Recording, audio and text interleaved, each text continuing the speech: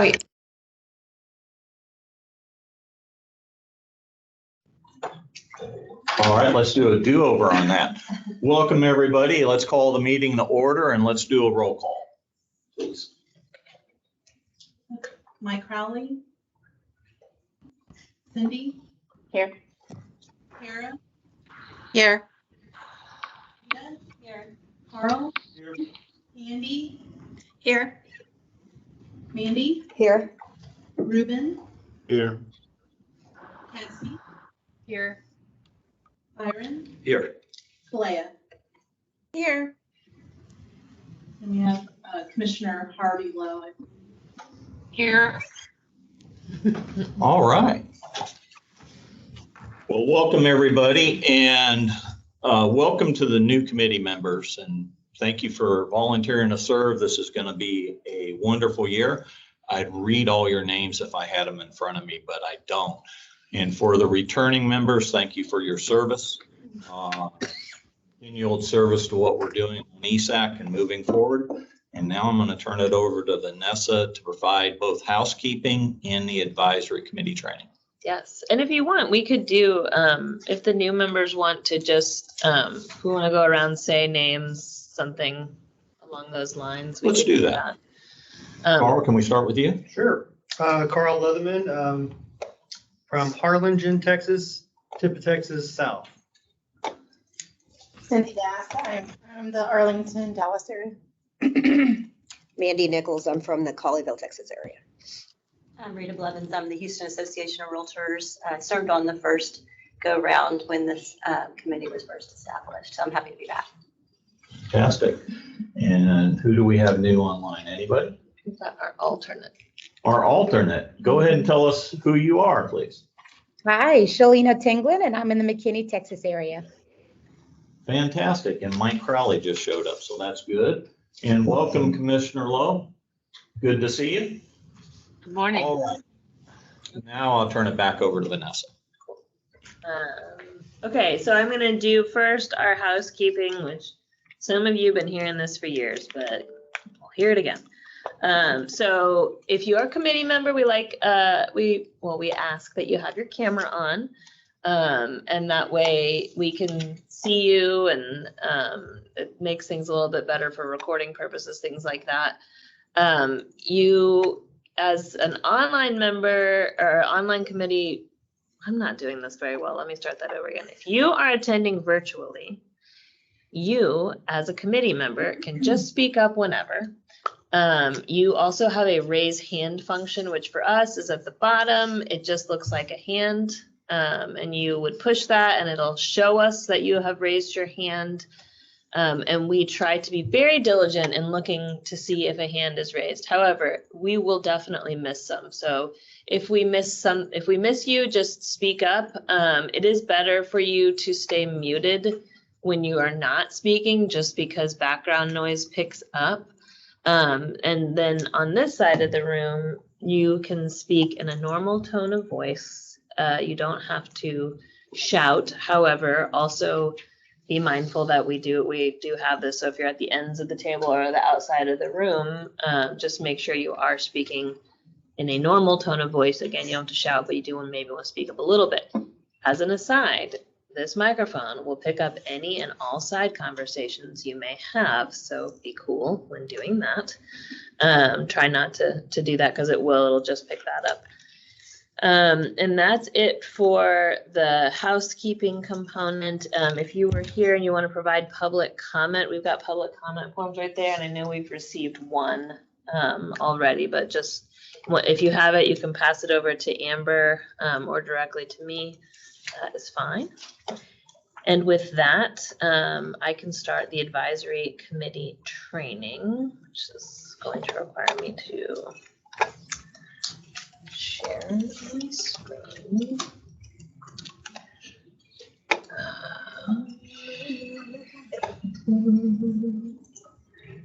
PowerPoint.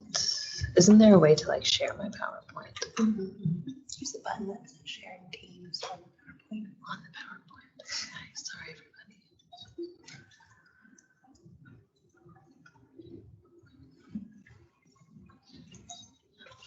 presented teams.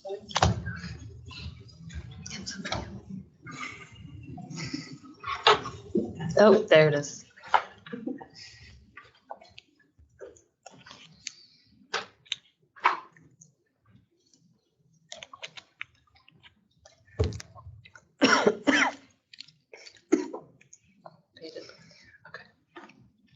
Here it comes. I'm gonna stand. Let's do that. Okay. Track Advisory Committee Training. So for some of you, we did this last year. Last year was the first year we started this. And I did change it up a little bit, so it's not exactly the same. But we want to do, especially at this meeting where we've got new members, who've all been on for a little bit. Anyone who has kids, their kids have been on break for months at this point, as far as I can tell. So just a little bit of a refresher. Oh, I have to do it. Also, I am not known for my technical. Did you turn it on? I didn't turn it on. What were you saying then? Like, only so much I can do. It's still not Yeah, doing. click on it and then you can probably use it after that. Just advance the slide on your computer. Okay. All right, this is not going great. Okay. So the Texas Real Estate Commission, the Texas Real Estate Commission TREC is a state agency, this is our mission statement, that exists to safeguard the public interest and protects consumers of real estate services. And it does so through, these are our main tasks, right? Education, licensing, and enforcement.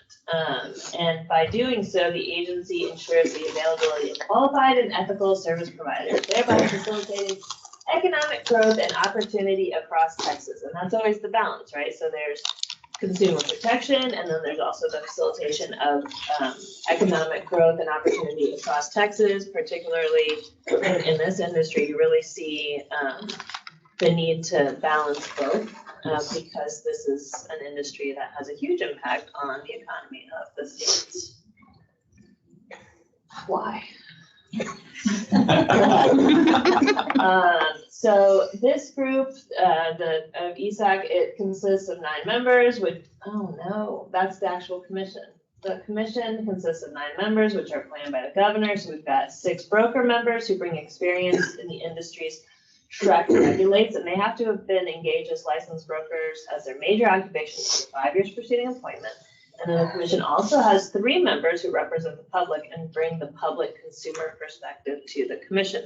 And that's important because you'll see that, especially in the makeup of this group, it is a little bit similar, but it has the same thought process behind it of bringing different perspectives. So the driving force of the commission itself is consumer protection, right? So they monitor that economic component as well, but the consumer protection side is something that in everything the commission does, it's examining consumer protection component of that action. And so all policies, making decisions of the commission center on concepts of consumer protection and that facilitation of economic growth. Okay, so TREC advisory committees, and I will tell you that TREC utilizes advisory committees pretty heavily, which is neat. Means that it values the input of stakeholders.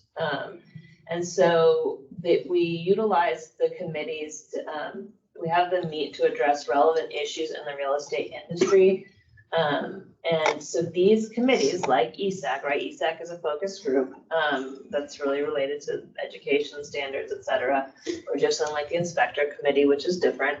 But these committees make recommendations to the full commission, and those include recommendations related to rulemaking and other policies. I'm going to dive in a little bit more on what that means in just a second.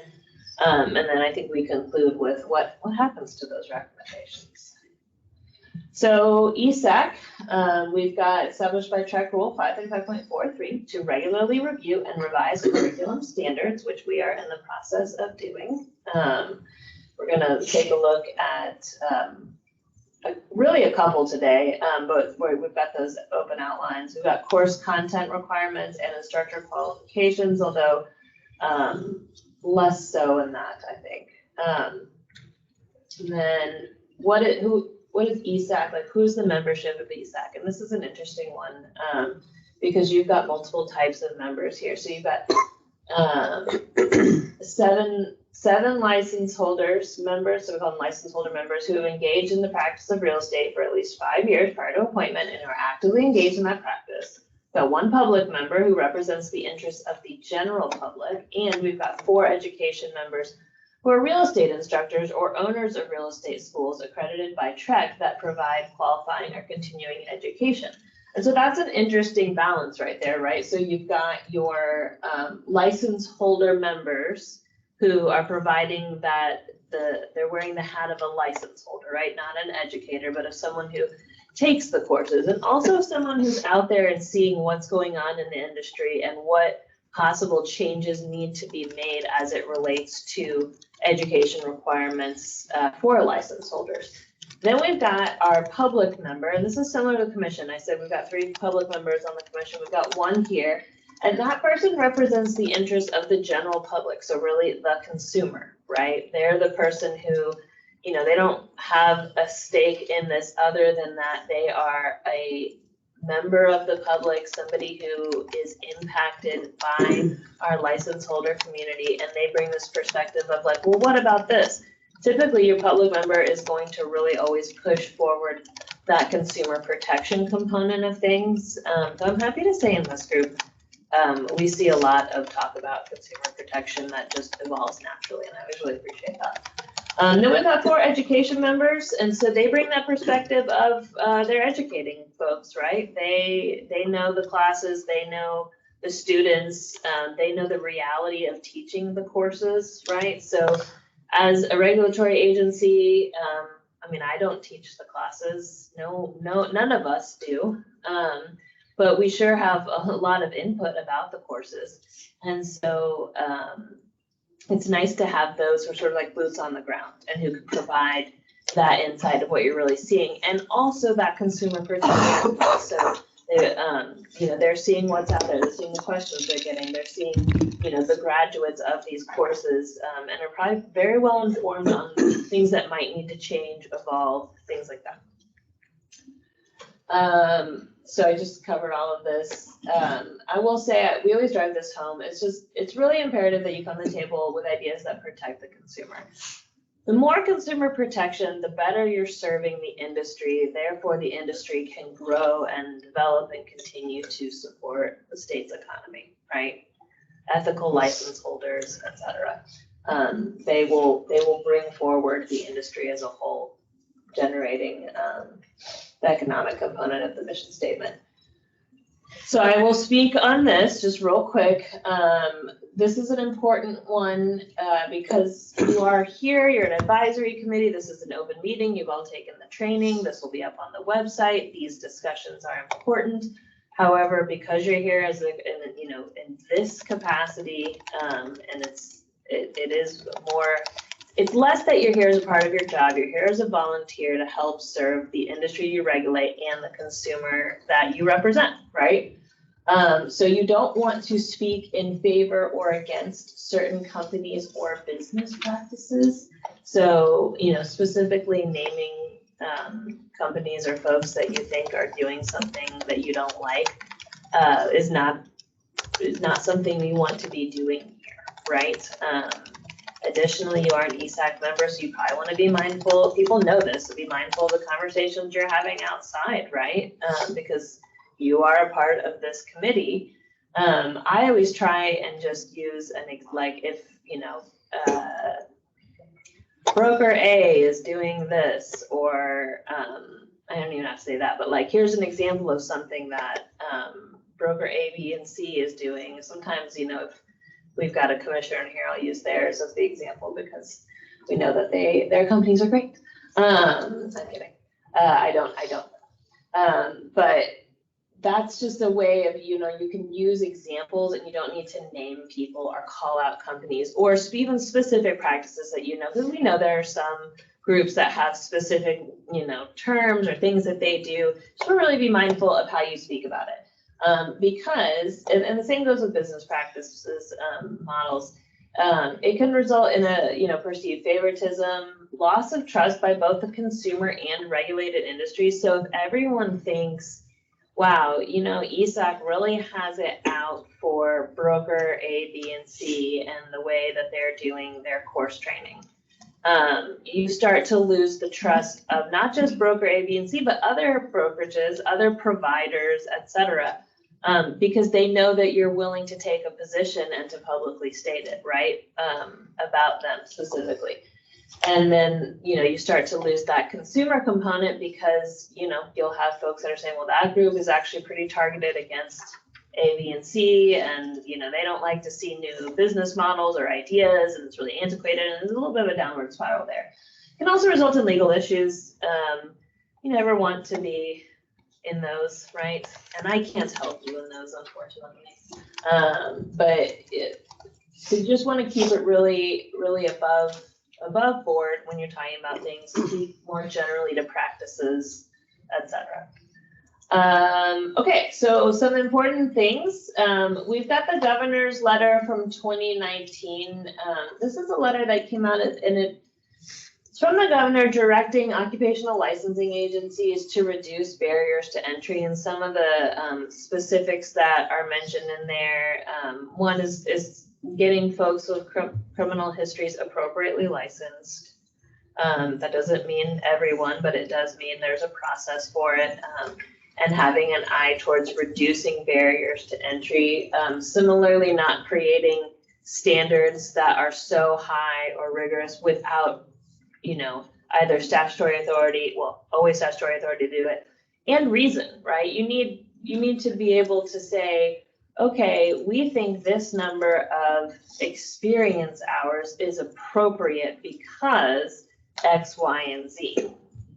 Our data shows, and we've got data, if their data exists, right? Like our data doesn't show that this is a problem, but it is showing that we're having these trends. And so we've got the statutory authority. We're always going to link back to that. And then we're going to talk about our data and we move forward with changes in that way so that it's, it's supported, right? It's not just one person had a bad experience or one person doesn't like a business model. It's really a bigger conversation because we're trying to reduce those barriers, but in order to do so, and this is going to take me into my second bullet point, when you make a recommendation to increase requirements, the Office of Regulatory Compliance Division of the Governor's Office likely has to review that.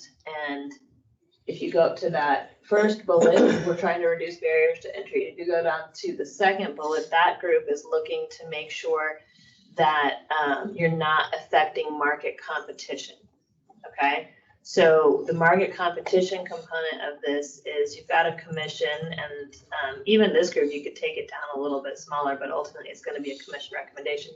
You've got a commission that consists of those who practice in the industry. And so you want to be mindful, this stems from a different case, but you want to be mindful that you're not passing rules that are helpful to you in your role as an industry, and you're trying to keep folks out. I think one of the terms Tony uses is you don't want to pull the ladder up from under you, right? So I didn't have to take 9,000 hours, but these guys don't know anything and they definitely need to take 9,000 hours. And that's, that's not if that's supported, right? If you've gone through the process and that's supported and there's data showing that we're seeing X, Y, and Z, then maybe, but that's what the Regulatory Compliance Division is going to do. So if there's a rule that you all recommend that the commission votes to move forward on that potentially increases, it creates a barrier to entry or has the ability to affect the marketplace itself. And it's interesting to see the interpretations that they've had of that so far. Then they step in, this is a division of the governor's office, and they go through the rulemaking process with us. They ask us questions, they follow the revisions. And once Regulatory Compliance Division is involved, we can't adopt the rule until they've signed off on it. And some of this is a little bit of a check and balance component. On what I just said earlier, if you've got a commission here that consists of industry members, and there was a court case a while back, it was some dentists, isn't this the North Carolina Dental Board case, but so a similar commission of dentists, practicing dentists, who didn't like these teeth whitening kiosks at the mall, but not because of for lack of a better term, a dental reason. It was really a competition issue. And so having this regulatory compliance division of the governor's office provides a level of oversight on rules that impact the marketplace that actually protects the agency and also make sure we're doing right by everyone. We want to have the data that supports our rules. If you're going to increase anything, there needs to be a reason for it.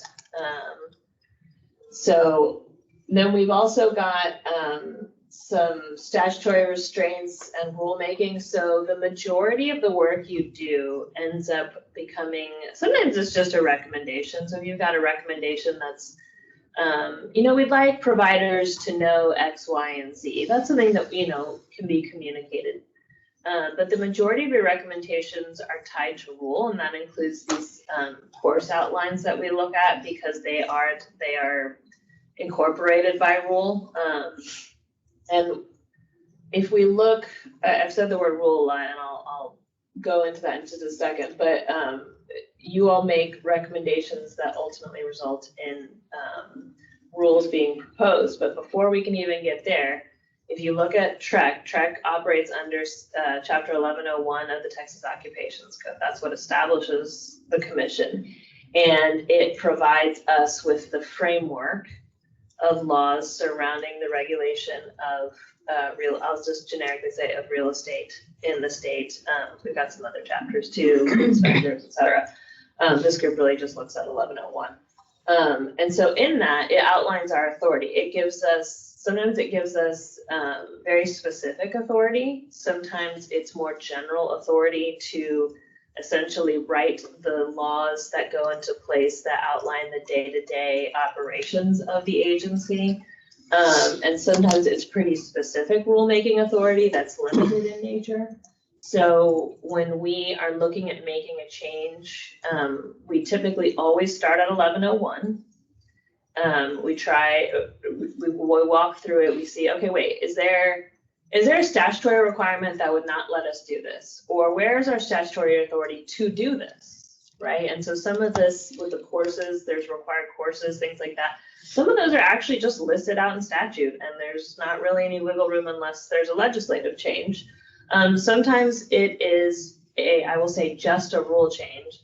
And I don't know if that's a totally fair way to say it, because statutory change is hard because every 2 years legislature meets. Is it going to change? Is it not going to change?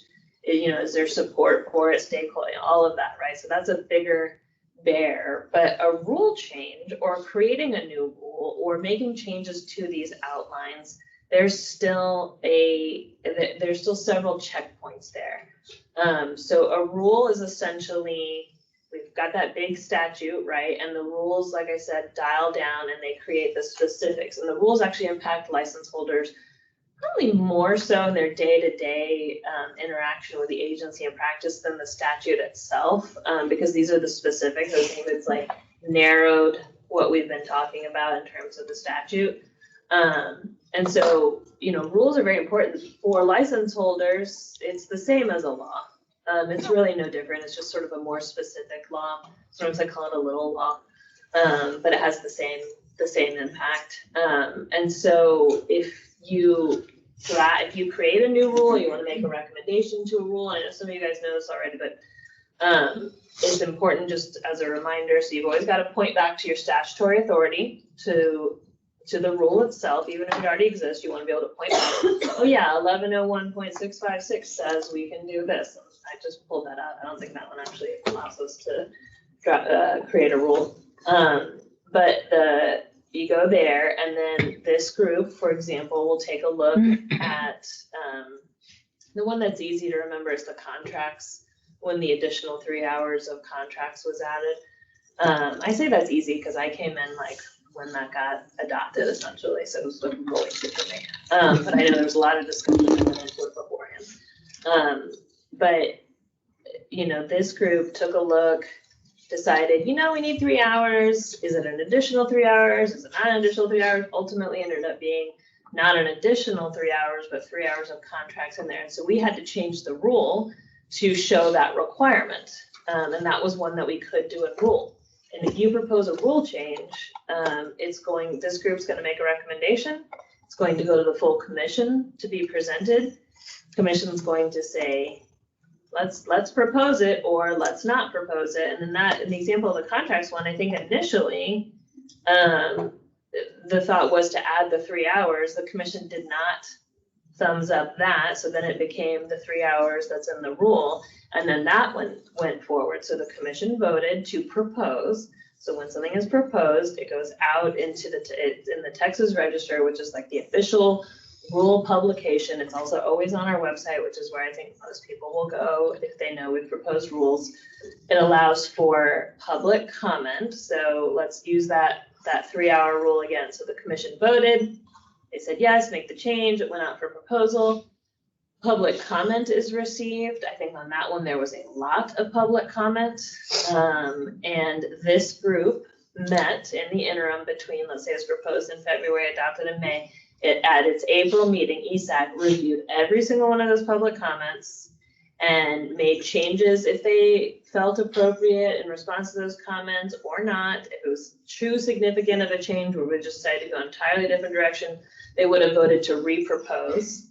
But in that one, they essentially they walked through all the comments, they discussed them. Sometimes people raise really great points in public comment that have not been considered, and that's the point.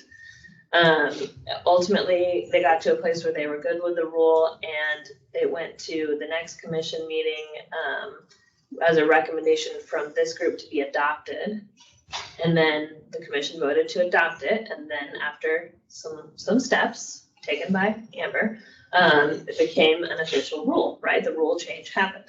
And so that's the majority of the work here. So even these course outlines, because they're tied to a rule, they're gonna go out for public comment. And I think we all know we're gonna get some public comment just based on the public comment we're receiving right now, which is great. It's stakeholder input. It's actually a more interactive experience and allows for more stakeholder input than a statutory change would, because it has the right, it's got folks at the table who are impacted by it.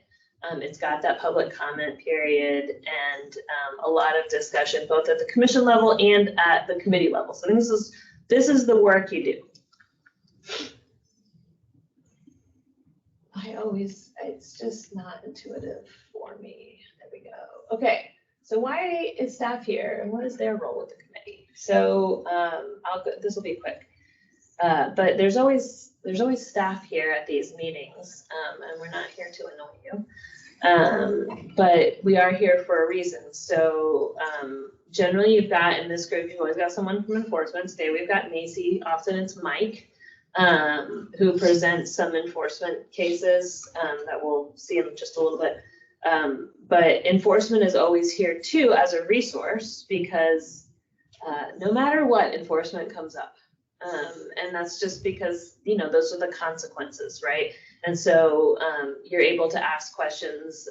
Mike is off, but normally he would be here and he can talk to you, he can give you high level information about what they're seeing. He can also hear your questions and get them answered in the interim before the next meeting.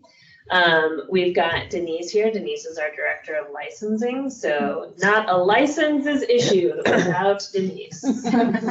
And a whole team of people. But Denise can answer questions, not really just about, there's a licensing requirements questions. I think the licensing standpoint that is super helpful is how does it actually work? So if I submit this, we want to make this change, what is that going to look like? One, in our current database, lucky for us, not just in our current database, but in our future database. And can those things talk to each other? And I'm saying that, you've seen my IT so far today, it's not great. But, she'll say things like, I don't know, that doesn't work in the queue, and that thing doesn't speak to the other thing, and that, and X, Y, and Z, and actually they have to submit this document and not the document you think you're talking about. And it's super helpful. So she's really a resource. She's not, this is true for all of us. We're not necessarily pro or con, but we are going to weigh in on the reality of things in terms of like how our systems work, what that would mean if you were to make this change in terms of processing times, right? So if you want a set of eyes on every single document that comes in with a, handwritten signature, okay, that's going to make things take longer, right? Things like that. And then we've got Jen here, who, this makes sense, she's Director of Education and Examinations, and so she knows everything there is to know, right? Just some stuff. Just some stuff. No, Jen usually often ends up leading a lot of the discussions, or at least opening them up to give you the background, and she can weigh in on what happens. Mike is often here too, he does the same thing. Super helpful. And then you've got Abby and me, who are here to keep everything on the up and up. No, actually, so Abby and I ultimately end up, it's truly Abby. Abby is our rules dictionary. And she does a lot of the revisions and the writing of the rules. So she is super helpful in that regard, and she has this incredible ability to call up any statutory or rule reference. It's pretty fun, actually. She's saying no, but we all know. We all know. So she provides that. I also do that. I will also weigh in on the realities of things. I'll start talking, wait, is this a barrier to entry? What are we doing here? We are always going to ask the question that one of our former committee members on the committee would ask, that I now ask myself hourly, which is, what is the problem we're trying to solve? Because sometimes that gets away from you, and you start talking about experience and this and that, and then all of a sudden we have just totally forgotten what's the actual issue. So we're here to do that. We're also here for open meetings compliance. We do the agendas, we send you all the stuff, we make sure you've done all your training, etc. And hopefully we don't talk too much, but that's why we're here. We're here to support you. We're not here to stifle at all. Ultimately, it's this group's recommendations, but I would never want a scenario to happen where you made a presentation to the full commission, and then in the next day at workshop, when we go to talk about that, I am like, that does not work for 7 different reasons. First of all, that's against the law. Second of all, system could never do it, X, Y, and Z, right? I want you all to know we have that relationship. It's a working relationship. Ultimately, it's the committee's recommendation, though. And that is very important. There's never an intent to stifle. We just want to make sure we've had all of the conversations. And what happens, I think we really talked about that. It's most often rulemaking, but you have discussions, you ultimately land on recommendations, and then whoever the chair is, right, because that's what's coming up, does a report to the full commission and talks about what's happened in the meetings, what recommendations they can expect to see in rule later on, which the GCs will present. That's what happens to them. And that is the end. Everyone, unless my button pushing didn't work. No, that is it. Does anybody have any questions or anything? Okay, great. So you loved it, right? Yep, loved it. Good job. Thank you, Vanessa. All right, next item on the agenda is discussion and possible action to amend July 10th and October 2nd's meeting minutes. And you're probably wondering, why in the world are we talking about both of those? And we had to pass on the items last time because staff was working on Senate Bill 510 compliance. So there are 2 sets of minutes included here. They are posted on the website under meetings and minutes. They don't need a vote to approve unless there's a change. Does anybody know of any changes or anything needs to be brought up on the minutes? All right, hearing none, we're going to move forward on that. And we're going to get into the election of officers. So what we're going to do is we're going to call for nominations for each position. I think we do that in order of the positions. And then once we have all the nominations for each position, we'll take a vote. Once we have a majority, we'll stop the vote and that person will hold that position. So the first position we're going And I'm sorry to interrupt. I think you probably want to do nominations for each position and then vote in case someone doesn't get that particular Okay. position, then you can kind of move them down the line. to, that's more than fair. Thank you for correcting me. Glad you did that. All right, the first position we're going to take nominations in for, we'll just start with the presiding officer or chair. Do we have any nominations for that? You can also nominate yourself. I'll nominate myself. Okay. The second position we'll take nominations for is the assistant. Wait, you're gonna want to do, although this, If there, yeah, since there's no one else, essentially you would become chair if there's no other nominations. So Okay. just. official. Yeah. All right, Congratulations. thank you, I think. All right, the next position is assistant presiding officer or vice chair. Nominations for that. Byron. Byron?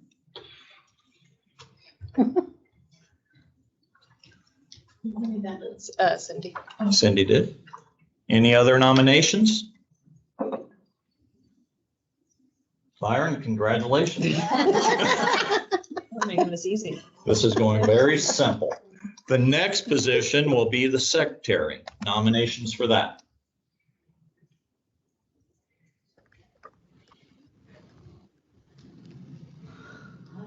You can nominate yourself. Is it my card?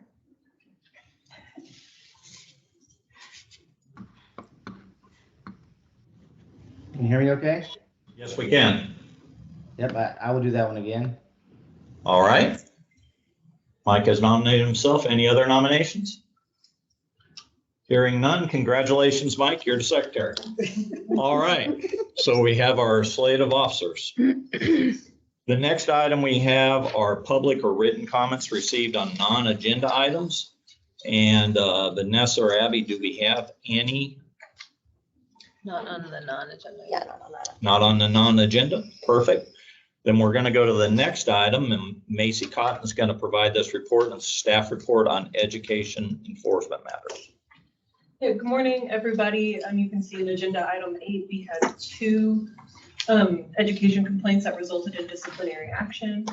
Kind of similar in subject material. One offered a CE course after the course approval had expired, and the other, their provider approval had expired and they offered an education course after that. Both of the dispositions were the same agreed orders with a reprimand and $100 penalty, and that disposition there, those are both hyperlinks if y'all want to read the full text of the order. Okay, any questions? All right, hearing none, we'll get to agenda item number 9, which is discussion and possible action regarding principles 1 and 2, including revisions to the course approval forms, combining the courses into a single 60-hour course and requiring the courses as a prerequisite to other qualifying courses. So there have been some comments on this. Jen and Vanessa, do you want to provide some information before we get into the comments, or do we want to get straight into the comments? I'll intro us a little bit. So I think it's probably important for the new members to get a little bit of background information on how the committee landed with this recommendation. So the recommendation that came from this committee for discussion is combining, obviously, like Bill said, principles 1 and 2, currently 2 separate 30-hour courses into a single 60-hour course, which has some implications there, and we can go over those in a little bit. And then second was to make them a prerequisite, this new 60-hour course, a prerequisite for any of the other pre-licensing courses. And I thought I'd ask if anybody on the working group wanted to kind of share. I don't want to speak for the working group or for the committee, but if there's anybody here who would like to share kind of their rationale as to how the previous committee and those of you who are still here came to this recommendation. And then secondly, I'll just give you a heads up, is the charge that you gave staff at the end of the last committee meeting was to get together and take a look at some of the logistics and what does this really mean and how would this work. So I'm happy to give that summary to you after we hear from one of the committee members. Well, I was on the committee, but I'll open it up to Mike or Byron or Richard, Ruben, I mean. Well, this is going to be a quiet room today, so I'll go ahead and talk about what our thought process was behind it. Today, the way students take courses is they could end up taking law of agency before they have any idea, or they could be taking financing, and it all builds off of what they learn in principles. And we feel that we would give the public a better qualified licensee or broker in the field if we started with principles 1 and 2 first. We had a lot of discussion whether we keep them as 2 separate courses or whether we combine them. Ultimately, we recommended we combine them. We have seen some feedback on that, so that may not be the best course of action, or it may be, I don't know yet. And we definitely wanted to make them a prerequisite before they could take the other courses, so that when the students are in the course, the instructor doesn't have to go back and cover material that should have been covered already in principles 1 and 2. Did I summarize that correct for everybody? Yeah. Okay. All right. Jen, I'll hand it back to you. I'll say, I think we've broken it into two topics essentially. Right. So the prerequisite part, let's table for right now. Let's work through the first Okay. of that, the combo, et cetera. And then we can get to prerequisite. Just so that way we're not merging the two, because I think I tend to do it, so. Okay. And do we want to go over what we where we landed before public comment? Yeah, I think that makes sense. Okay. So this group had asked staff to take a look at the reality. And so I think, the reality of making it a 60-hour course, right? 1 and 2 combined. And I think first, I just said the thing, but like, what are we trying to do here? We're trying to make it that you don't have 1 and 2, you're not taking it out of order, that you're getting that, it's essentially one course in principles and you're not out of order. The course was redesigned with that thought in mind, the outline, right? Correct. Yep. Okay. So Jen, I don't know if you want to walk through the hurdles or if you want me to, it doesn't matter. I can do it.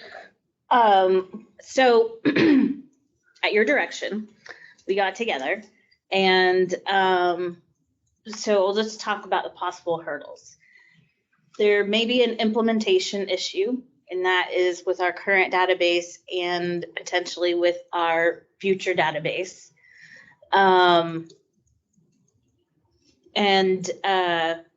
we can look into that a little bit more.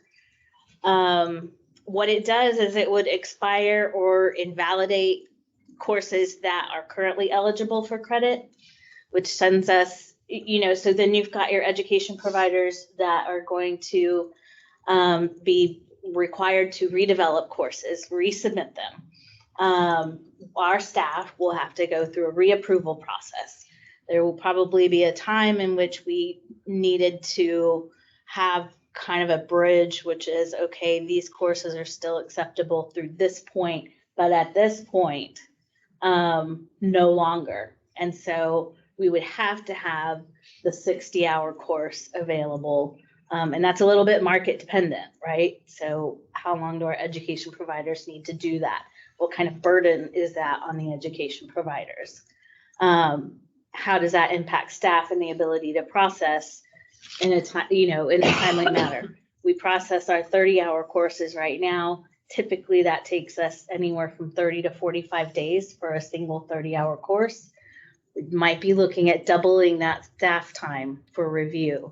And that is because of all of the, detailed components that we look for in the qualifying courses, especially those that have learning management systems. So a lot more detail there.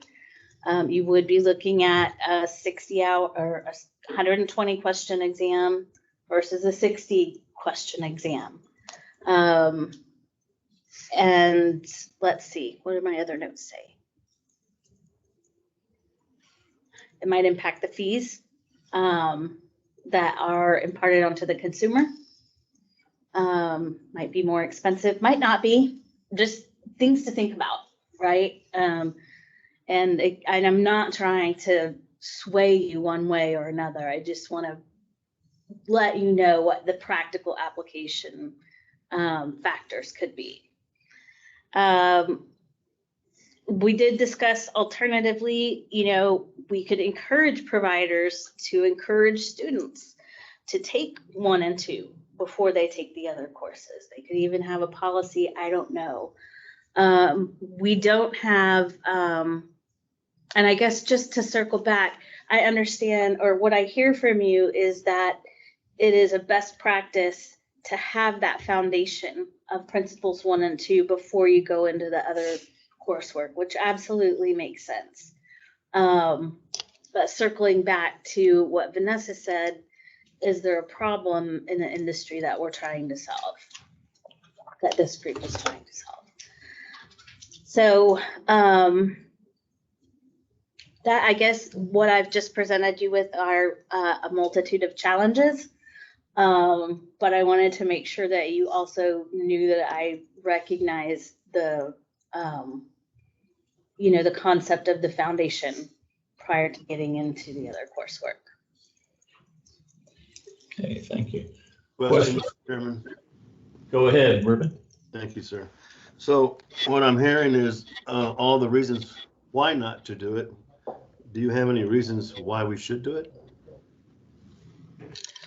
Are you asking me personally? Yes, ma'am. Well, Um, as the staff got together and came up with this, I mean, all I hear is reasons why not to do it. And if you're, of course, you're the staff, if this was to go to the commission, would it go with staff support, or meaning staff endorses this, or would it be, here are all the reasons why not to do it? so, well, do you want to I'll speak to that, Vanessa? Yeah, what we're so we don't have a position. I mean, I don't think we tried to look for the good in the recommendation or necessarily the bad in the recommendation. The No. problem is that we always end up being sort of the fun killers in terms of try and find the hurdle. Because it's easy to be like, no, this seems like a great idea for X, Y, and Z. But what we do is we look at, okay, what would the actual implementation look like? Draw attention to the part of, like the final exam, the 120 questions, or what is it going to actually look like in terms, like, our fee is going to go up, possibly. What's the timing on this? And so we just raise those not as, I mean, we even have them in our list. They're possible hurdles, right? Right. They're considerations. Okay. We're not going to, even if I think it's the greatest idea in the entire world. Although, I mean, I think Jen said it, like, we can recognize, okay, yeah, what you're saying, there's, this is a foundation course. 1 and 2 going together seems to make sense, in that order seems to make sense. I think to everyone in terms of, yeah, you would tend to take 1 before 2, although that isn't actually the case here. So, I think we understand the conversation, but we don't take a specific position. But we do raise all of this is the thing, like, we're the fun killers, but we're not trying to kill the fun. We're just trying to say this is what would happen. So if this went forward when we workshopped it with the commission, to your question, Ruben, we would say this, we would say these things, be like, here are the considerations. If you can't do it in our current system, that seems like a bigger hurdle, right? But if you think you can do it in the new one, we can find out more about, I mean, those are the conversations we would have. But in terms of, like, we would just point out, like, hey, this is going to mean there's 120 questions on this, which is significantly more, it'll take 6 days. Just to show them, like, these are sort of the consequences, isn't the word I want to say, but like these are the realities of what that would mean. And you can love them and be like, you know what, that's great. I love to see that. That makes total sense. But they're going to take that position, not us. Yeah. I can appreciate the work and the time you all put into that and the report you just made. And hearing all those things about more time and more time, the first thing it brings to mind is job security. There'll be a lot of work for a lot of people to get done over a period of time. But again, I do thank you for your comments and the input on this. Thank you. We've got 2 public comments on this. Okay, We've got a can speaker. can I ask one question before we get to public comments? And it's on the databases. Is that in making the court, I know we're keeping it separate, but I'm trying to understand the concern. Okay. Do the databases allow us to make a prerequisite, or you said you have future and current concerns, or is it combining the course into 120 hours that's the concern? I think from my perspective, so 2 questions, right? The prerequisite will, as Vanessa said, we'll kind of We'll come cover it, back yeah, to. yeah. And I think that is the greater challenge, and I would defer that to Denise That's definitely harder. because it's, a licensing requirement, and that's her subject matter area, Okay. right? It's less difficult from a system standpoint to combine it into a 60-hour course. Okay, perfect. I have a question too. Yes, Byron. On the implementation, when you said there would be a bridge for a period of time, would that, and correct me, does that mean that at a period of time, people who took the 2 different courses, those 2 different courses would no longer qualify? So that's the challenge, and it kind of depends on how the rule would be written. That also becomes a database or system challenge, because this is similar to what we did with the inspector program recently when they revamped all the pre-licensing education. You have people that took their courses 6 years ago, and at the time they were the right courses to take, but they never applied for a license. And then they come back and they're like, oh, now 6 years later, I'm ready to become a license holder. Do they have to retake the courses? If so, then, it could be considered a challenge from the governor's office in the sense that we're like discarding what would have been previously acceptable credit. And these are just questions. I don't know the answers. But it is somewhat challenging when you have old education, new education. The way that we define those through in our database is really complex, because it's designed, every single course is designed in the system to satisfy a particular requirement. So if we were to have a new 60-hour course, that course would be designed differently than in our database, than the old Principles 1 and 2 60-hour courses. And then we write a rule that looks for the things that are acceptable in the courses. And I'm gonna, A system rule. a system rule, I'm sorry. What you're essentially doing is preventing having 2 different sets of requirements on one kind of license application. So from a system standpoint, having a cutoff date helps with that. Any applications received after this date, you've got to come under what the current education requirements are. And so that's kind of the difficulty there. But that's a challenge that could be solved by having a cutoff date. A date.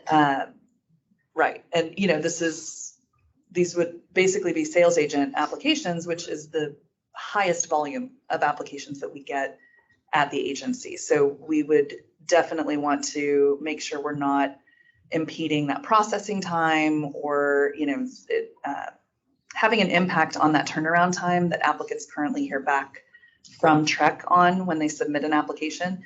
We would want to be prepared if it does impact it. There's other implications there. If we start to see that it takes a little bit longer to get a response, that's not a deterrent, but that's definitely something to have in the back of your mind, that applicants are pretty accustomed to having a quick response right now. Okay. And to be fair, it's not that we can't, we did this. We just did it with inspectors. Brokerage One, or with Brokerage also last year. Yes. Yes, we did. Is it the same thing? You have to end one course and take another, and there's a cutoff on it, is there not? Well, for brokerage, For for SAE, the 60-hour, yeah, yeah, I mean, for the they're, combination of the 60-hour, that it would be similar, yes. Okay. Right? well, Any, this is taking two courses that are currently required and now Combining it's them. one, Yeah, replacing two courses that are currently required with one. right. And so then you have a brief period where both satisfy the requirements. Yes, And then. and then the cutoff date. Otherwise, you're always accepting That the makes two sense. different, Yes. But yes, I mean, we did. Yeah. A smaller. smaller version of it. Yeah, that's a little bit different because that's a portion of the license holder population. Yeah. As opposed to every sales agent application. Okay. Any other questions from the committee before we go to the public comments? I had a question about there's a issue of a potential increased cost, and I'm simply not seeing that. Could you explain that to me? Oh, sure, and I didn't mean to imply that there would be I don't know if education providers might choose to increase the cost. It's a business practice, right? So maybe they just double the cost of a single 30-hour course. Maybe they reduce it. Maybe they increase it. I don't know, but it's just a consideration. So it could go up, or it could effectively, actually, they could pay less to get their education. So it can go either way. Right. Yes. To go either way. And what about would that affect the licensing exam at all through Pearson View? I wouldn't imagine so, but I thought we asked the question while we're here. It would not. Okay. Thanks, Bill. All right. Hearing no other questions, we have one person here to speak, Henry Britt from Champion School of Real Estate.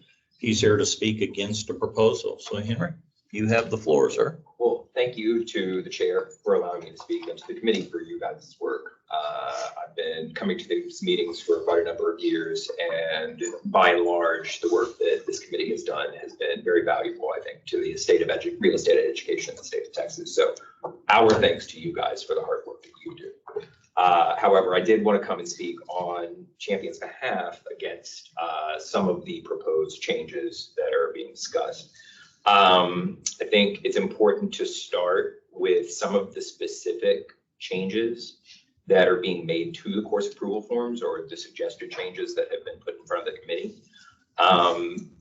There's some pretty significant timing discrepancies that we found on a deep analysis of these revised course approval forms for the individual courses.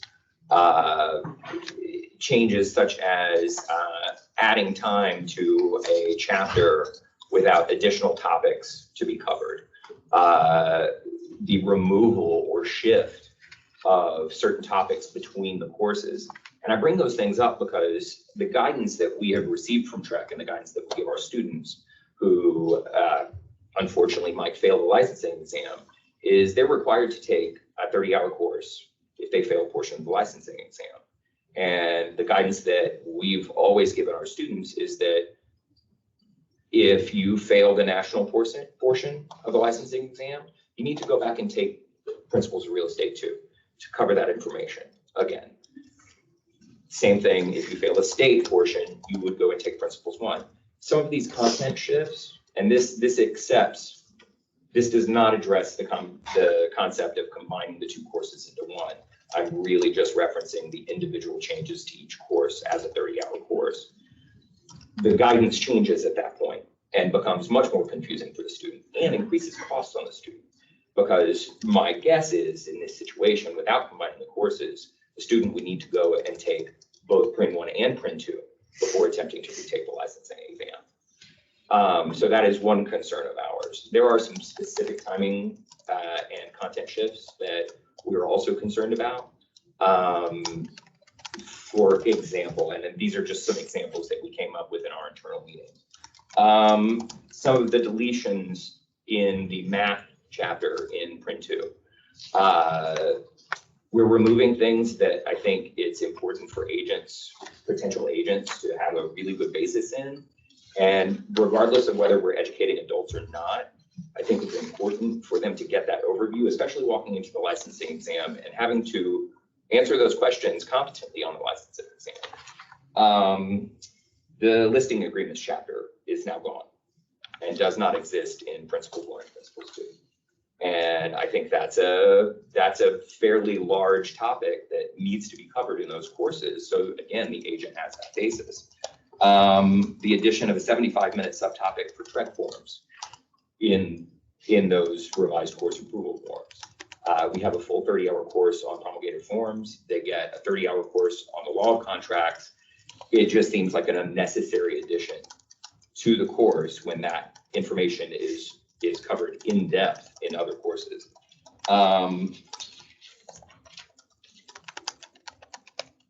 Again, I think, something like a 15-minute opening chapter is going to be very difficult logistically for a provider to do, because you've got to provide 15 minutes of content, but the actual requirements for a course also indicate that you have to have other elements in that chapter. By default, what we're looking at is going well beyond the required number of minutes for a provider to actually meet the full requirements to get that course approved. Timing adjustments on our end can be made and justified to education staff during review. However, it lengthens the process of approval considerably when you have to have the back and forth with education staff to explain why you adjusted the suggested timings in the course approval form. I think that one of the most salient things about this from a top-down perspective is some of the removal of topics from P1 and P2 that do appear on the licensing exam. And I think if we're talking about making these courses a prerequisite, as they are kind of the typical survey course, I think we have to examine the fact that may put the student at a disadvantage because they're not getting that basis straight out of the gate for topics that we know that they're going to have to perform on the licensing exam. Those are just kind of some of the things that we discussed internally about the specific changes to P1 and P2. I will also address the concept of making these courses a prerequisite. I can safely say that Champions is pretty neutral on that point. I think there is a lot of educational value there. From a logistics perspective, while there are concerns, I think those concerns are pretty minimal. And I think anybody in the industry would probably tell you the same thing. Lastly, I want to address the concept of combining these courses into one 60-hour course. And I believe that Director Wheeler did send everybody an email from our CEO and founder, Rita Santa Maria. But I'm going to go ahead and cover that email now. And this is a statement directly from our CEO and founder, Rita Santa Maria. Champion School of Real Estate does not agree with the possible combination of Principles 1 and 2 into a 60-hour course, as that is simply too many hours for any adult or college student to feel that they can comprehend and undertake. Separating the courses into smaller credits, as colleges do, allows for the student to feel that the task is surmountable, not insurmountable. Insurmountable is a 60-hour course with a 120-question exam. Please do not do this. The man hours involved in creating the new outline that our providers' employees would have to implement is not the only stress created. TREC staff would have to find the man hours to review an entire new course content outline, and that time may be very punitive. The last overhaul of courses that took place in 2016 demonstrated this, in fact, as TREC staff were approving courses in the last few hours before the deadline. And Ms. Santa Maria actually spoke to this at the TREC meeting in August of 2016, as courses that had been submitted months in advance of that deadline were only approved in the final hours due to staff overload. There are multiple activities that can be accomplished for the betterment of our industry and for new and experienced agents. However, combining the two 30-hour courses into a 60-hour course has no obvious merit to educators, as it does not help our students raise their pass rate. I believe it would actually do the opposite. The textbook size alone, covering all topics, would be demotivating. And this is something that, and for those of you that don't know, I am the director of curriculum development for Champion School of Real Estate. And in our internal discussions, I think one of the big takeaways on combining those courses would be student discouragement. I think it would definitely, in combination with making that 60-hour course a prerequisite course, discourage people from entering the industry. I'm not going to speak to anything beyond that, but I think that by and large, it will not be conducive to bringing people into the industry. And by making those courses prerequisite courses, I think you accomplish the goal that you're really after.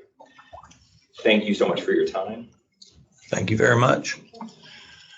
All right. So I guess the first thing we need to tackle as a committee is, do we still want to combine the two courses? And for that, we're going to need committee input.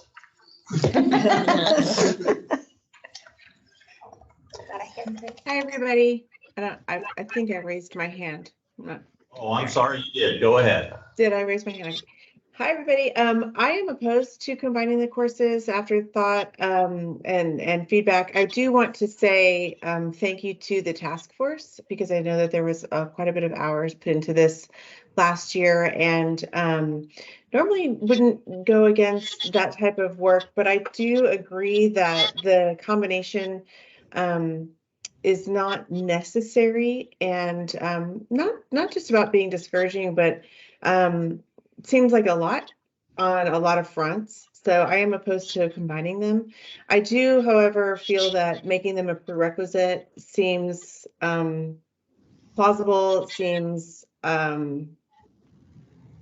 what's the right word? Just, it does make sense that we would want to maybe make that as a prerequisite or something that we put in front of the rest of the courses.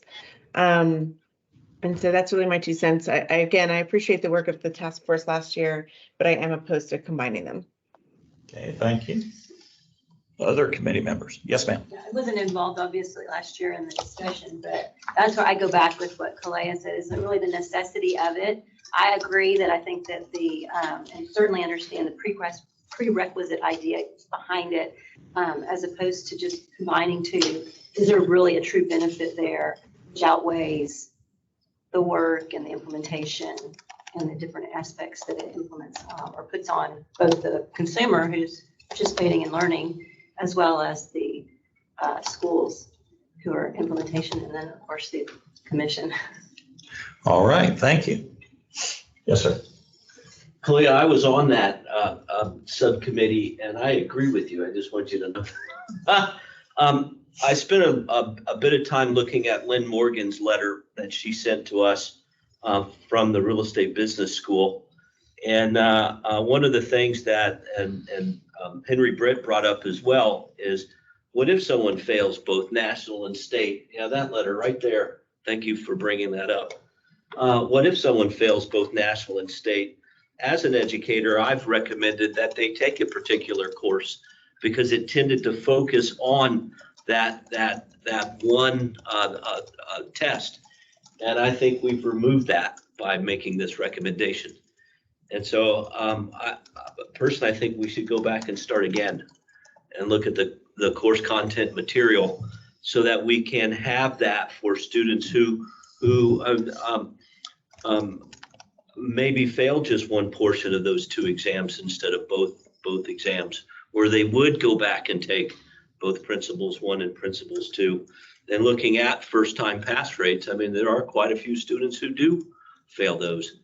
And some don't fail both. Some fail just one and not the other. And so we wouldn't have something that we could particularly give them that direction so that they could focus and get that material so that they could pass that. I am in favor of making them a prerequisite, because I think that the real estate finance and the law of agency and the law of contracts take a deeper dive that Principles 1 and Principle 2 introduce. And if we could go back to those original content outlines And then perhaps do some addressing of some of the material, maybe in the math, where I think there's a bit of focus on items that aren't on the national exam on the math section. But to bring that particular section into line with what the requirement is in passing that national exam, I think would be good. However, I think looking at this as 60-hour course is something that we should reconsider. Okay, thank you. Candy? I won't take long because I'm piggybacking what you guys are saying, but I think the working group did exactly what we asked you guys to do. Like Leah said, thank you so much for that. And Byron, you being on the working group and saying, hey, I was on it, we were for it, but listening to some of these providers that are saying this is, you know, like we talked about earlier, barrier, I think is admirable. And, you know, we think that's what the working group is for. We have the vision, but maybe we're not quite, you know, where we need to be. I agree that the prerequisite of the two, of 1 and 2 should be, I definitely would be in favor of that, but I'm going to, what you guys are saying, I think the 60-hour is probably not in the best interest at this time. Thank you. Okay, thank you. Other members? I think the alternate member wanted to make a comment. Is that right? Or am I calling you out too early? No, you're good. That was correct. I was just going, thank you so much. And thank you for the work that was done, though I wasn't here for it. I was just going to piggyback on what has already been said. If the goal is to make sure that we are guiding and helping real estate professionals with the consumers and making sure that we are going to be responsible for preparing them to work with consumers, I think it can be intimidating and overwhelming to take a 120 question exam and cause people to say, I don't want to do this anymore. So I agree with the comments that were made about making it a prerequisite and letting that be what we bring forward if the goal ultimately is for consumer protection. I agree 100% with make it a prerequisite. Thank you, Vanessa. Thank you very much. Other comments from the committee? Mike's hand is raised. Mike, go ahead. We can't hear you, Mike. You're muted. Let me fix that. A little better now? That explains why you haven't heard me talk, huh? So to address some of the comments, because I'm still on the fence here, we're already asking them to take a 120 question exam for their licensing. And so I don't think we're asking too much. In fact, I think we're preparing them for what the licensing exam is going to look like. They're able to take these smaller exams with less weight just for them to show up for the state and national exams and fail. And so I don't think we're asking too much for a large exam. The only issue that I have with moving forward now is going to be that simple issue of if they fail, which one do they take? Because that would force them to have to take potentially a whole 60-hour course, and that's a problem. Now, we can't say that one is national and one is state because it's not every provider does it the same way. Whichever one they end up taking, hopefully is the best choice for them. The comment about it being a lot of material, again, it's most providers are using one book for principles 1 and 2 anyways. And so it really just comes down to that one issue is if they fail, are we going to be asking them to take a whole 60-hour class? And that's a problem. Okay, thank you. Thank you. Other comments? So we got ourselves a bit of a quandary here. Working group came in and they did good work. They had an intent on trying to do something. Some of the members on the working group aren't here now because they're no longer on the committee. And they had very strong opinions on combining them. What I think we've heard, and we need to take a vote, I believe, so we know what we're doing. What I think we've heard is that it would make sense to keep it in 2 separate courses versus 1 combined course.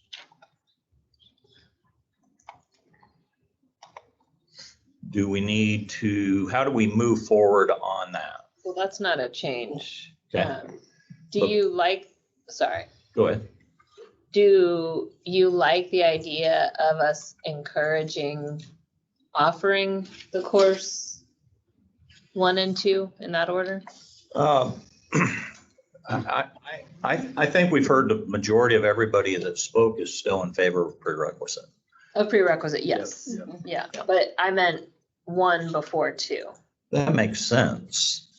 But if they took, my opinion, if they took principles 2 and then principles 1, so long as they took them both, although the way that we wrote it, they build off of each other. Okay. But before they take any other courses. Okay, so I see what you're saying, because you'd have gotten that foundation. Okay. So what I hear you saying, just to clarify, is that the committee is not necessarily interested in combining the 2 principles courses into a single 60-hour course. You are interested in principles 1 and 2 being prerequisites to the other courses, and that you don't necessarily have a preference on whether principles 1 comes before principles 2. That is definitely what I said. I'd like to know what the rest of the committee thinks.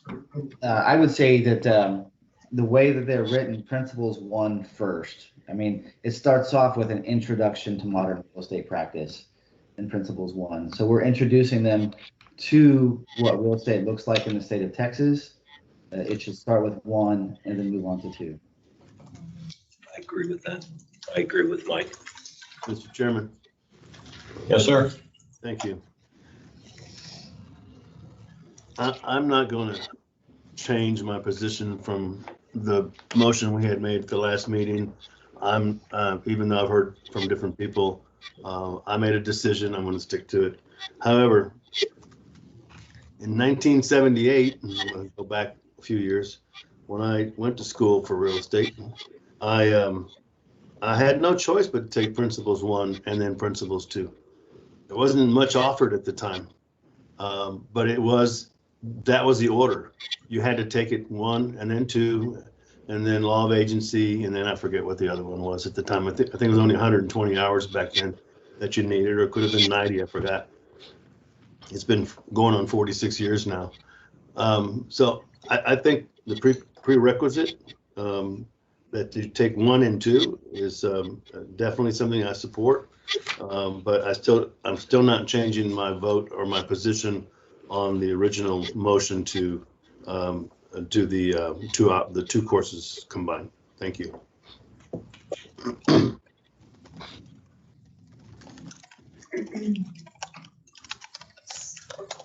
Can I ask a clarifying question? Please. So in the event no one wants to move forward with 1 and 2 being combined, are we also then not moving forward with the outline revisions? That's what it sounds like. I just want to make sure I understand. Well, if we're not going to combine 1 and 2, we're going to have to realign the outline revision, because the outline revision's in 3,000 minutes. Okay, that's fine. I just wanted to make sure I was hearing this correctly. So that work would need to start back up to the extent you want to. Yes. Okay. So it seems like if someone wants to make, I'm hearing a lot of people saying that they don't want to move forward, but we've also heard someone say they do want to move forward. So if, to the extent there's an action to be taken, we'd need a motion for that. If you want to make that motion, Ruben, it sounded like that was your desired recommendation. So I'm just letting you know, if to the extent we want to do something that's a change, yes. But if not, then nothing needs to happen unless you want to start those revisions again.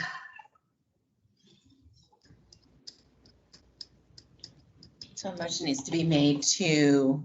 If you want, if Ruben wants to make a motion to move forward with the outline as recommended and the courses to be, or for it to be combined, right? Into 60 hours. Yeah, into the 60 hours, you need a motion. If no one, if he doesn't want to make that motion and there's no motion, then everything stays the same.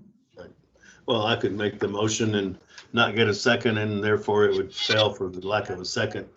I don't like making negative motions, knowing what the rest of the story looks like.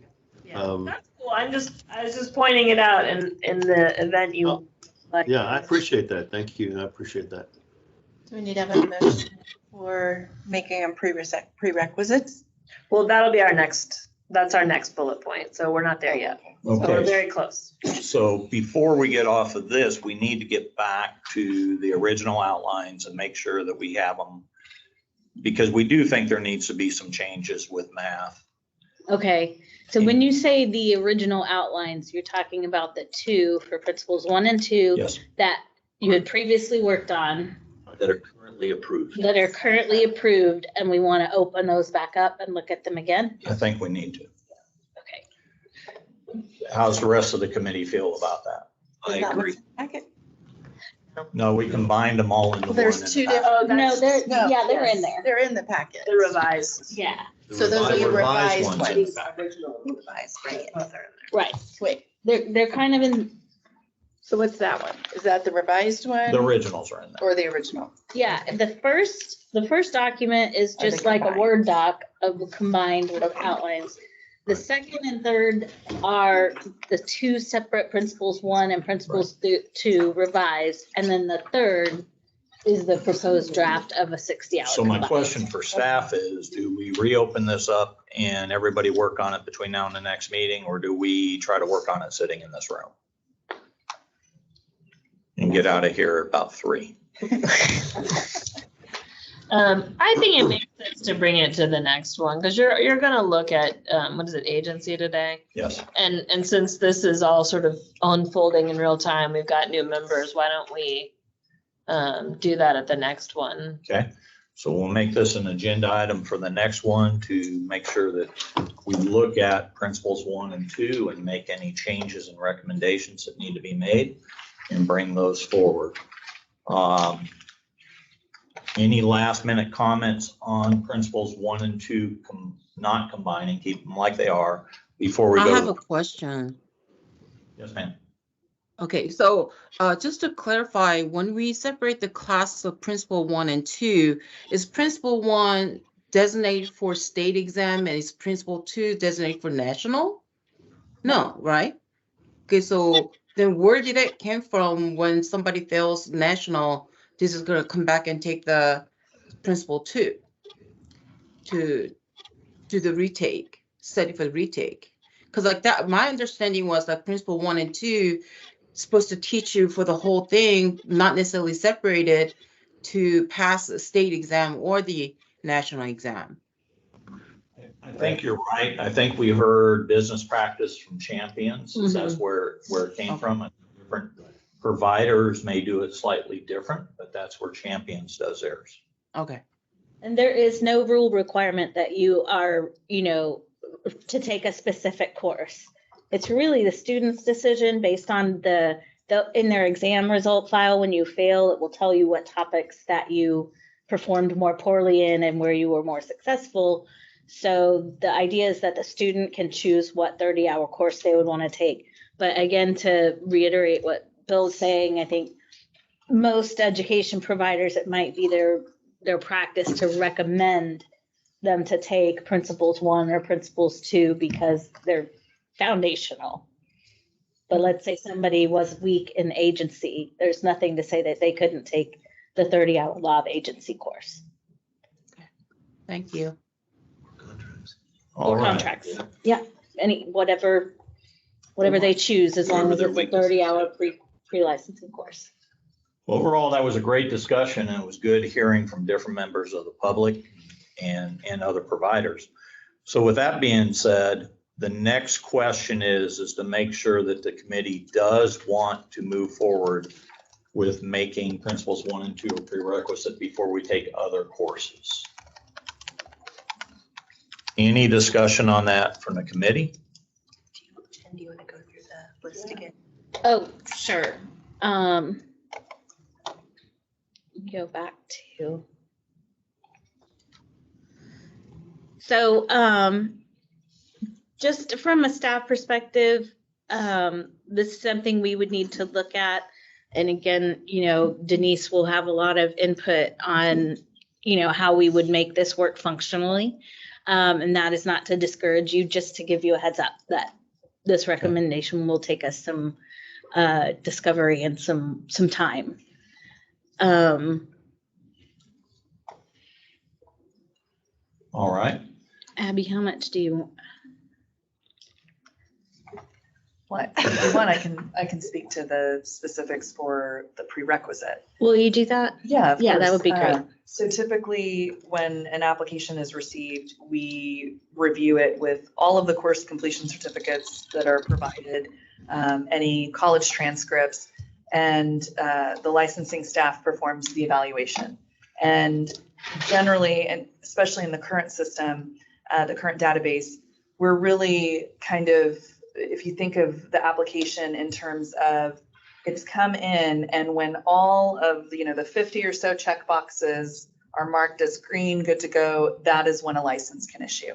So there's multiple elements to it. There's an age requirement for some of our applications. It's the education, for a broker application, the experience has to be satisfied, then the exam, the fingerprint-based background check, all of those items have to be cleared, and then a license can issue. So it would take a little bit of an overhaul, and probably I'm picturing our director of IT saying that's really underselling it. So that's my understanding of IT as well. But it would force us to kind of build that application in a totally different way to get more granular with the education, saying this has to be completed first before the other courses can be credited, can be, cleared, before the education can be marked as satisfied in terms of an application. It's okay if I go ahead. Sorry, thank you. Would that be more of a job that's on the providers?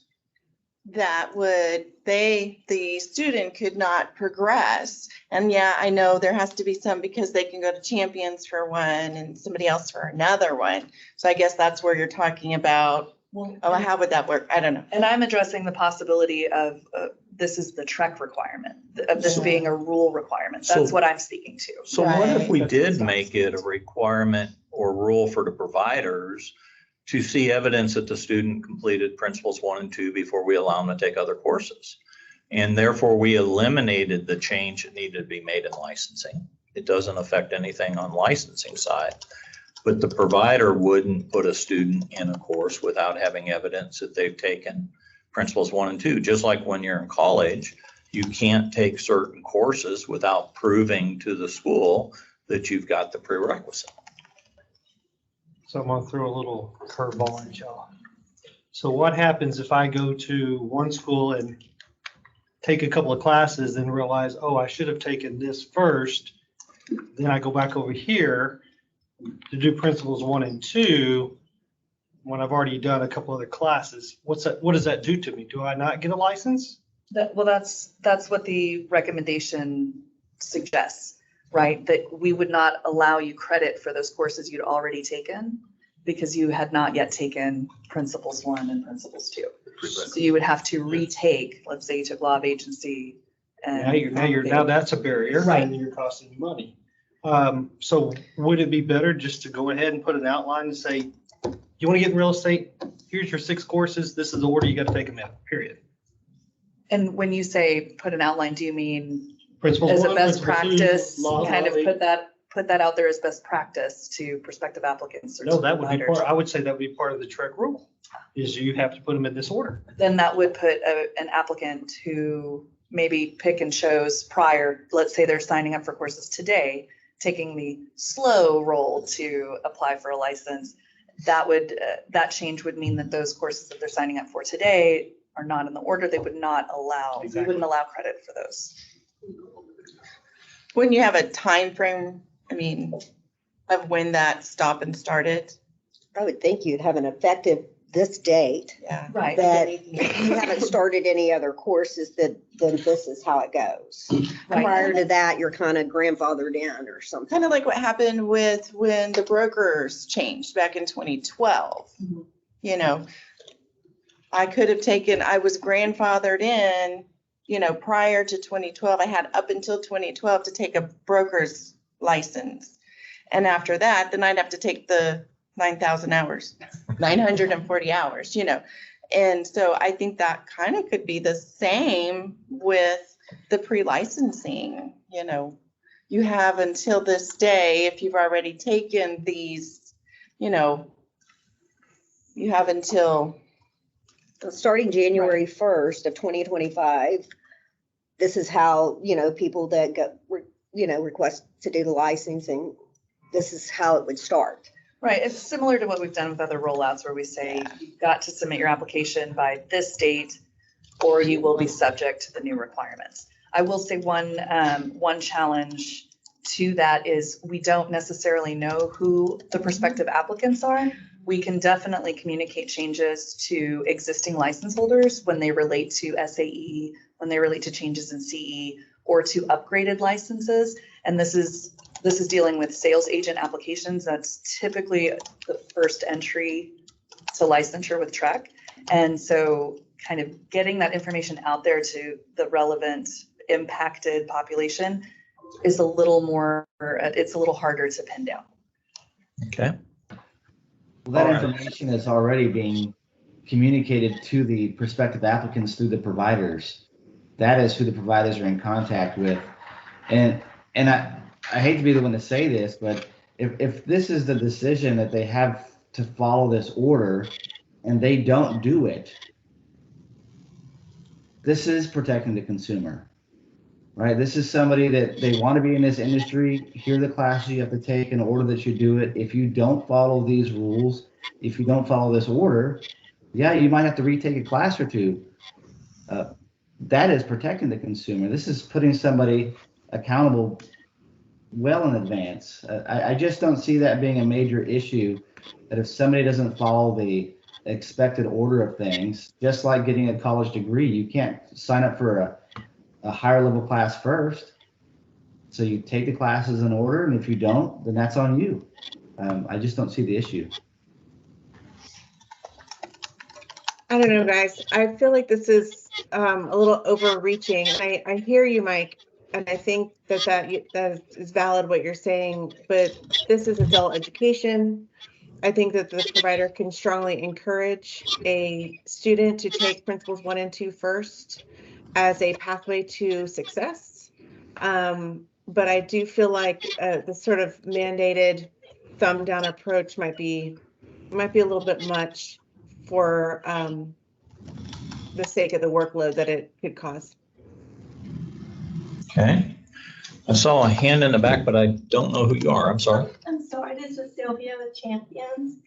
And so I was questioning, what about those students who have expired and are wanting to come back a couple of years later, or the reinstatement application? If you remove or put stipulations upon the principles 1 and 2, how are you gonna have those people go back and take the remaining courses? Because now then the 1 and 2 is there, but the other ones weren't taken in your timeline that you're giving them. And I can address that. It's a similar impact to the initial applicant. So it would invalidate the courses that they took prior to principles 1 and 2 if they're coming back as a reinstatement or reapplying those who've expired more than 2 years. Okay. Well, super. You got another hand. Oh, I'm sorry. One thing that did occur to me as a result of the discussion was, and this is clearly on the provider end of things. One thing that I think might create something of a choke point for providers is the fact that these class sizes by default, making these prerequisite courses, are going to get massive. And it's going to create a very large choke point for students to be able to complete their education in the time frame that I think we currently see now. One thing that could result in is a slowdown of applications. And so just I've been sitting back here thinking of the things that I think both you guys, as you know, somebody who's out there protecting the consumer, but also the commission itself being concerned about the flow of applications, and then just the logistical concerns on our end of having to shove everybody through Print 1 first before they get to do anything else. that burden becomes a little egregious on both us and the student. So just a thought that I had. Okay. May I speak again? Yes, please do. So I'm going to speak also as an instructor and then as a broker, and seeing the contacts, the agents come through providing things on behalf of consumers. We got to do something different. You know, principles 1 and 2, whatever that may be, because we are out there protecting the consumer. And I can't tell you how many times we're seeing the consumer harmed, you know, by what our agents are doing. So I think I like principles 1 and 2 because of the content that it is starting them off in, and having prerequisites, if that be it, whatever, you know, or, you know, going off of what our home inspectors are doing and having the apprenticeship type of program. And that's a whole nother topic, I know. But I just feel that, as Mike said, we're trying to protect the consumer.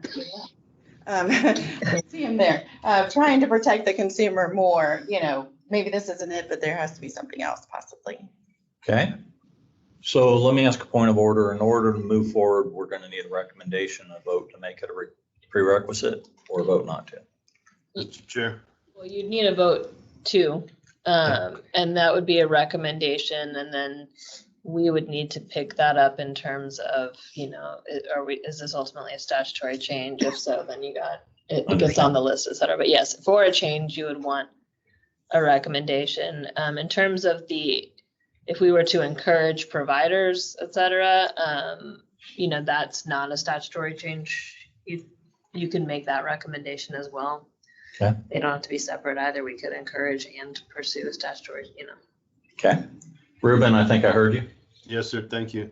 I want to maybe reverse this. Why can't we just give staff the direction to do their research and figure out whether this prerequisite issue and bring it back to us at the next meeting, where we can then make a motion and take a vote on it, instead of trying to solve that problem right now? What would we be? Well, someone earlier said, I don't know who it was, that said that you would have to do some research on whether or not to do the prerequisite. So I'm just going by what someone said from staff earlier, that you could go do your research on it, bring it back to the committee, and then we can vote on it. Because right now, you're either going to get a motion to go forward, or a motion to that not to go forward. And quite frankly, I'm in favor of going forward with making it a prerequisite, but I'm hearing different people say that they're against it. But I don't know how else to solve the issue or the problem, but maybe just more time. We talked about earlier, we'll be here till 3 o'clock. I don't have a problem with that, but if we can get staff to do more research on this, of whatever they want to do with it, and then bring it back with a suggestion of what they did, we can then easier to make a motion based off of that, and then vote it up or down. Okay, thank you. I see Kara, go ahead. Principle 1 and 2 should be the foundation of the licensing education. And then, you know, with that foundation, we're learning about the contract, about the agency, and so on. So why, I mean, we have to have a strong foundation to build up anything that we're learning more. So I don't know why that's being like an issue, not making it prerequisite. Okay. Because if anybody comes in and take the law of the contract first, they probably don't know what's going on, where all this came from, because they have no foundation. Okay. So in order to make it a prerequisite, we're going to need a motion for staff to study it. Well, or to recommend, I mean, if you want to make the recommendation that it become a prerequisite, you can make that recommendation. We know it's a statutory change, so that would, you know, this is the time, because we're starting to gather that forward. So if you get that recommendation in, commission likes it, you know, they'll workshop legislative ideas at their February workshop. So, you know, if that is the ultimate recommendation of this group, that makes sense. So you would make that would be your vote here. Would that require a statutory change? Yes, yeah, it would. And that's okay. I mean, nothing wrong with that. It's harder, but it's not. Do we have a motion? I'll make a motion that we move to make principles 1 and 2 the prerequisite. Second. A motion and a second and a third. All in favor, say aye. Aye. Aye. All opposed? No, Nay, little me. Sorry, team. without more information, I think. So we have, did I hear two in opposition? Three. Three. Is Cassie, Kalan, and Rita. Okay. Right? Or Cassie, am I wrong? Was it not you? No, I'm in favor. Oh, sorry.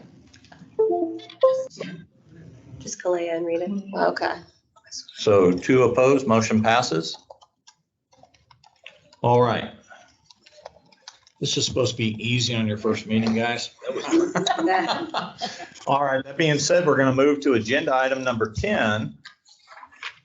And that is discussion and possible action regarding revisions to law of agency course approval form. And Jen, you're going to provide some information, correct? Just a little intro. So at the last meeting, you recommended that we open up law of agency for consideration, any revisions that may need to be made to the content outline. I think you were all kind of charged with taking a look beforehand and maybe coming to us with some thoughts and recommendations. And so we're certainly open to hearing those. Basically, what we do as staff is, take the input that you provide. And then at the next meeting, we would bring back to you a draft document that incorporates the changes that you've suggested. And then you can take a look at that. If you like it, you can propose it to the commission. Right? Yes. Forms policy is just, like, does it go before the commission or does it not? This Yes. one for sure. Or you can take that opportunity to make more changes. So we'll open it up to everybody if you guys want to start at the top or however you'd like to lead as chair. Well, let's go through. Did anybody bring in recommendations that they want to talk to on law of agency? Mr. Chair, just real quick, I got a text message from Mike Crowley. He just lost internet connection, so he's not on the call anymore. Okay, thank you, sir. Yes, sir. All right, let's take it from the top then on law of agency. And let's go to agency concept since we have no suggestions in advance. Anything we need to adjust in agency concepts? Go ahead. Sorry. So I see where we have the what is agency, then roles, and then why study. Could we move what is agency and then why study it? And then the roles, and to me, relationship and roles kind of go together. I don't know. So yeah, I'm As far as thinking- putting the order of the material? Yeah. So just to be clear, anything that is within a particular topic, an education provider can teach that. Any way they want. Yeah. Okay. It's just been a while since I've actually taught it, so. No, that's good. Any other questions on that section? But if you would like, I mean, you can still make those recommendations. I'm just saying, like, you can, but you don't have to. Got it. All right, basic agency relationship disclosure and duties to the client. Comments on that section?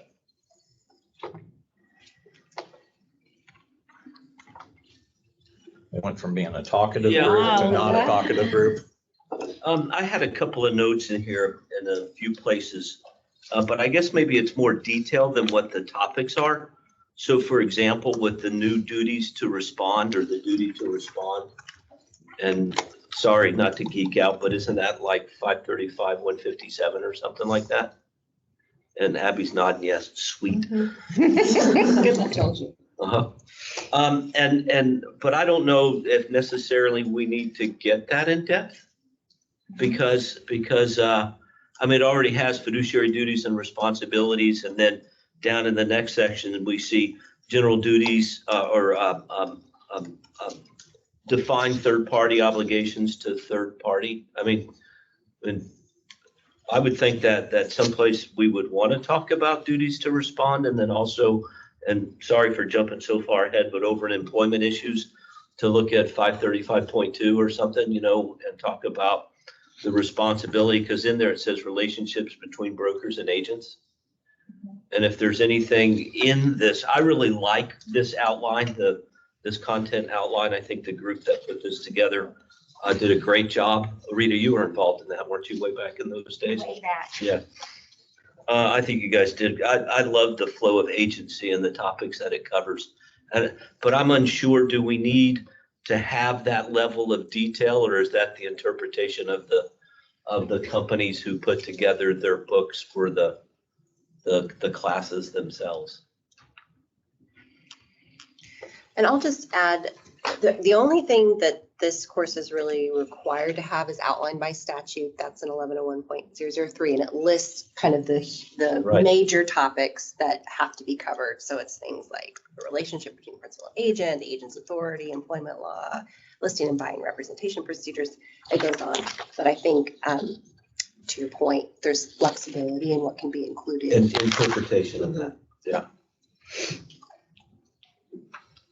And I don't know if it needs to be particularly mentioned, you know, maybe in the duties and disclosures, a duty to respond, or in basic agency relationships, that same thing.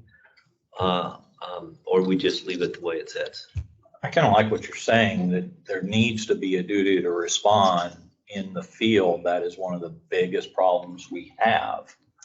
And Trek just addressed that. But if we don't talk about it anywhere, what good is addressing it? So my question is, so do the changes that we have, do they ever get put into the books? Is that what your question is? Is that our duty, or is that the provider or the person who's writing the book? The person, education providers are required to update their course content with any relevant rule changes that affect the content and materials. So the answer to your question is, yes, it is the provider's responsibility. And they're not required to inform us unless the updates are substantial, like 25% or more of the content. But traditionally with things like this and contract form changes, it's just part of their responsibilities per the commission, for the rules. And I'm looking for hands. I wasn't trying to.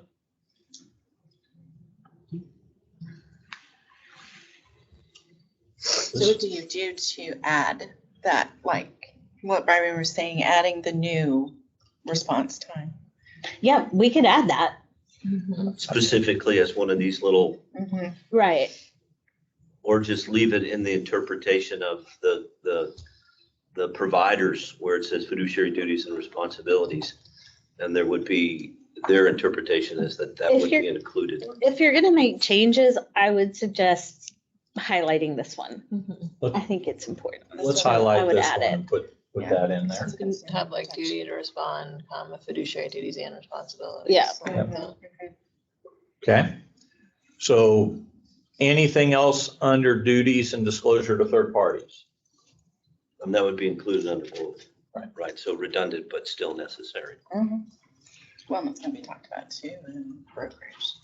I put it under basic agency relationship. Where did you want it just under duties to disclosures and third parties? Well, but As it an would be add-on? included in there too. I mean, just because I represent a buyer or seller, but if the other party calls, Sure, right. Same responsibility. the same responsibility is in there.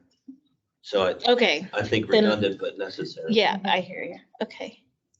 All right. How about seller agency, where we kept listing agreements and listing agreements are covered, and buyer agency? They are. Yeah. All right.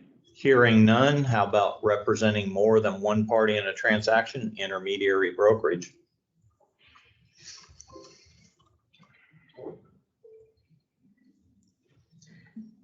Creation and termination of agency.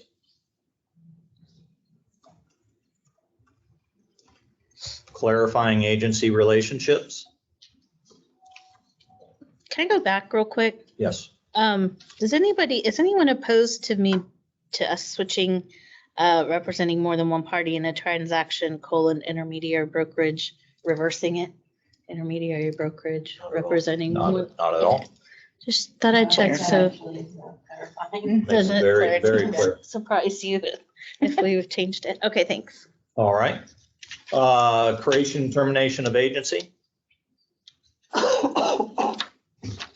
Clarifying agency relationships.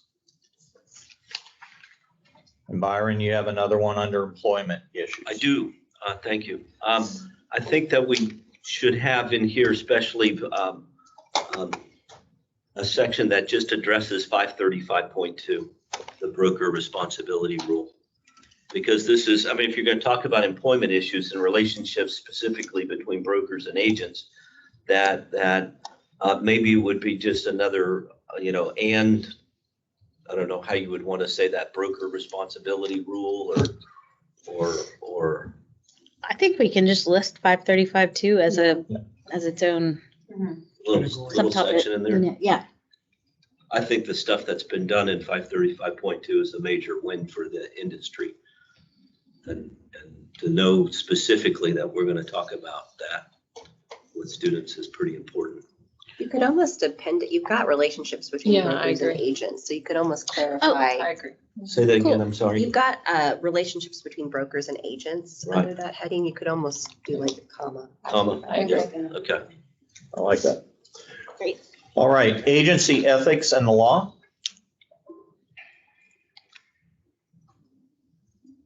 Deceptive Trade Practices and Consumer Protection Act. Is there a way to bring up like Fairhaven or any of that in these? That's a realtor thing. That's true, Yeah, never they are. mind, sorry. Okay, But we did put that in But the we have, legal. we have professional code of Yeah, yeah, ethics, yeah. so. That's true. It's in legal update 1 or 2, Fairhaven. Right, but I'm just Um, saying. And my only concern would be that it becomes dated. Do you want to reference Fairhaven in 2017, or do you want to have to? Just a thought. well, and what happens if NAR takes a different, Turn. On that. Well. their mhm. approach, and now we're stuck in the middle of something there? Have to redo it. It's a good program. Yes, it is. Yeah, something that's All right, moving, facing, yeah. anything else on deceptive trade practices and consumer protection? And then implementation and presentation. All right, so Wow. Jen, my assumption is you take the 2 or 3 things that we've talked about and you put them in a new outline? New draft. We'll Okay. Bring it back to you. All right. Any last minute comments from the committee on that? Okay. Now we need to discuss agenda items regarding the next meeting. Anybody have any agenda items they'd like to talk about for the next meeting? Jen? I'm sorry. Were there any recommendation, did any of the committee members have recommendations regarding the timeframes associated with any of the segments in the course? Okay, No, so timeframes seem to be appropriate. okay. I would like to bring something to you all at the next committee meeting, if I may, Okay. which has to do with Arello and the Education Certification Committee. And they have been, I'm a part of that committee, and we've been looking at their standards for distance education approval. And with your permission, I would like to update you on the work that's being done there. I know that many years ago, and I was here for it, the commission moved away from utilizing the Arello or IDEX certification for approval of distance education. We came up with our own standards, which were improved. And, we've been doing that review independently. But depending on the work that is accomplished with this group, I would like to be able to bring back to you just kind of an update on where that is. Yes, definitely I'd like to hear that. Okay, thank you. Is that okay for me to do? You just did. Can I do that? You just did, and it got on the agenda. And obviously, we're going to talk about the outlines for principles 1 and principles 2 in the next meeting. Solidify agency. Solidify agency.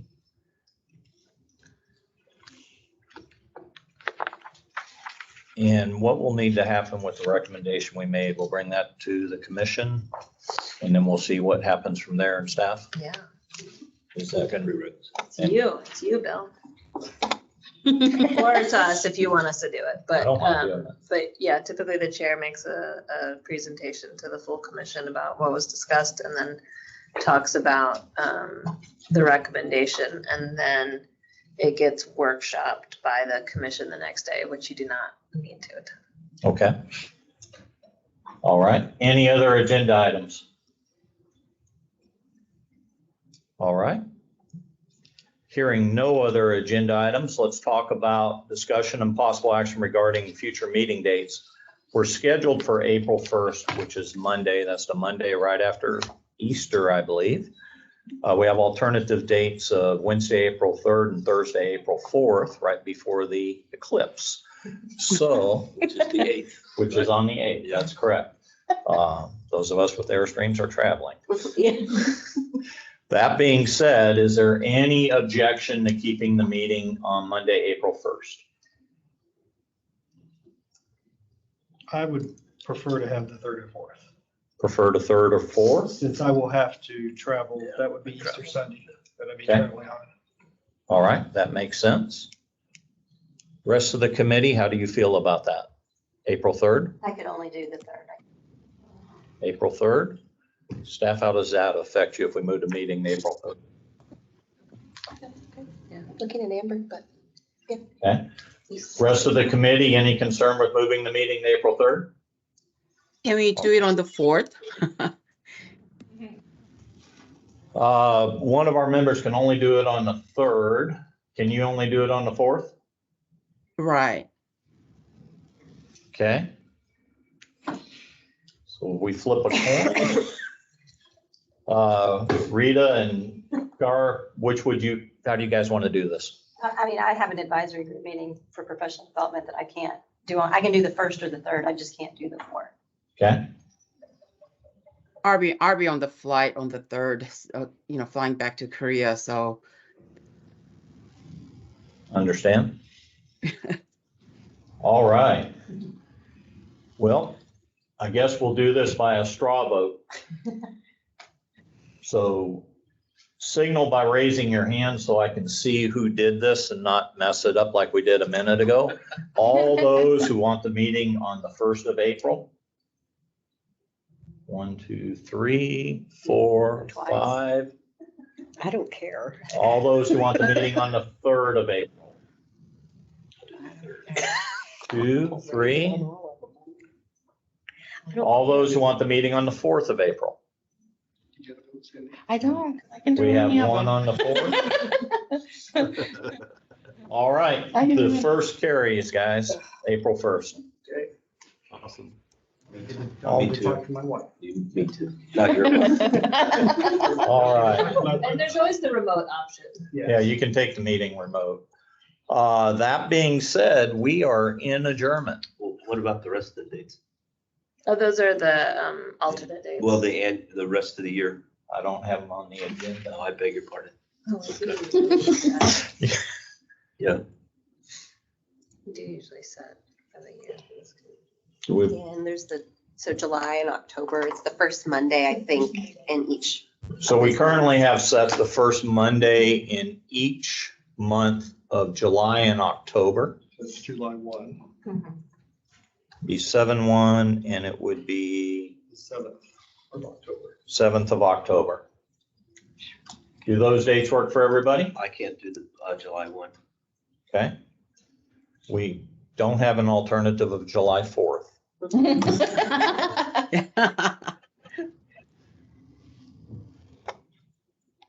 I don't know alternative dates that staff has for the July meeting. I think I'm looking at Amber, but have we typically moved to the next Monday? So July 8th? July 8th. I don't know. I if don't that's think, anything. I I think we normally try to do the Wednesday or Thursday of the same week, but I don't think. That's the third and fourth. The third week is, I think the second week is fine. Yeah. So I think I heard July 8th. Is that okay with everybody? Sure. All right. So we'll do the July meeting on July 8th, the October meeting on October 7th, and the April meeting on April 1st. With that being said, we are adjourned. That was the longest meeting. Here. Only because my meter's going out. We can